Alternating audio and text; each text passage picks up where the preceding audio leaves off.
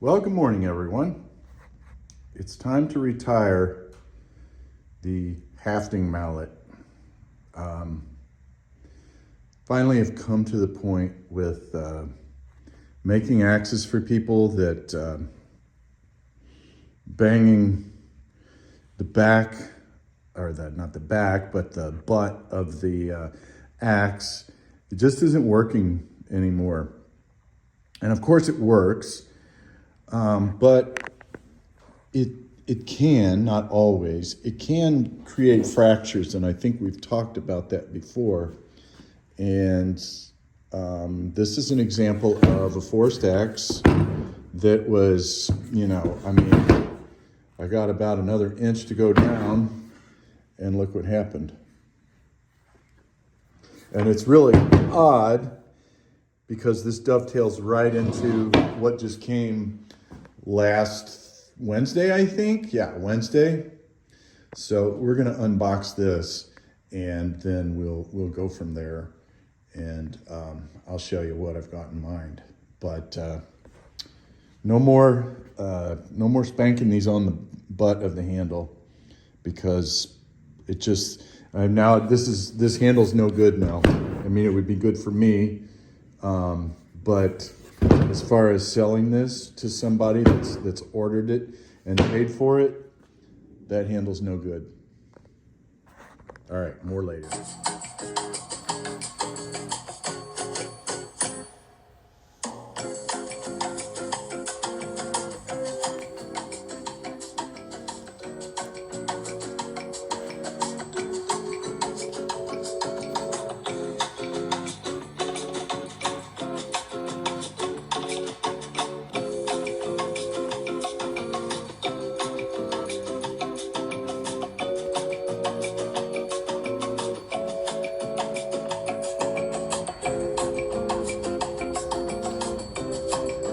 Well, say goodbye to the mallet for setting axe heads.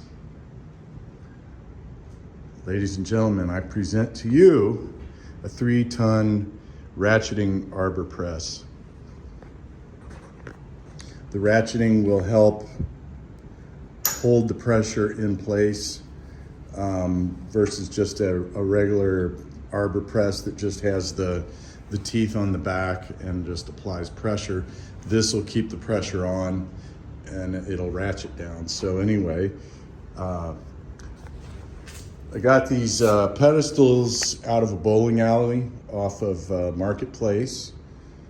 And I've got some other steel that I'm gonna have to do some welding or some attaching. I'm gonna take this brick lintel and make a track that goes from pedestal to pedestal, and that will give me a straight shot down to a big piece of hickory that's going to go through these two guys, or connect to these two guys. And that way, if this is all connected, I don't have to bolt this to the floor. It'll just be pushing against itself. But the idea is to, if I've got a axe head that I want to put on, put the axe head down there, put the handle in, lower this to the handle. Obviously it will have a something to keep it from getting marred up, and then you flip your ratchet thing on and you start cranking. And then if I want to take it off, that's simple too. Basically, I would reverse it. I would have the head up here and take my ratchet off, bring up my ram. Oh, yeah, this needs some adjustment.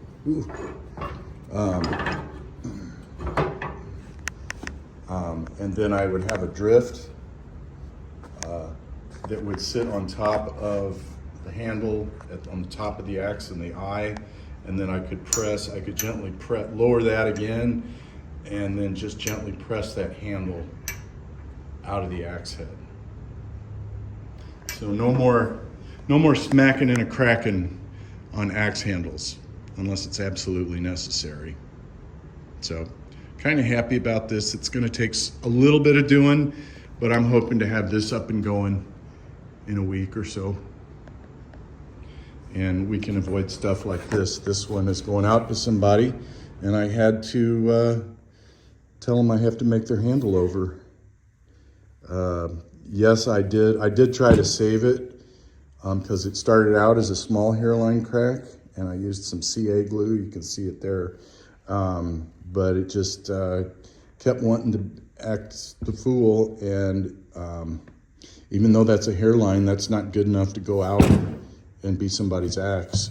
It's good enough to be my axe, but we're going to eliminate this kind of stuff.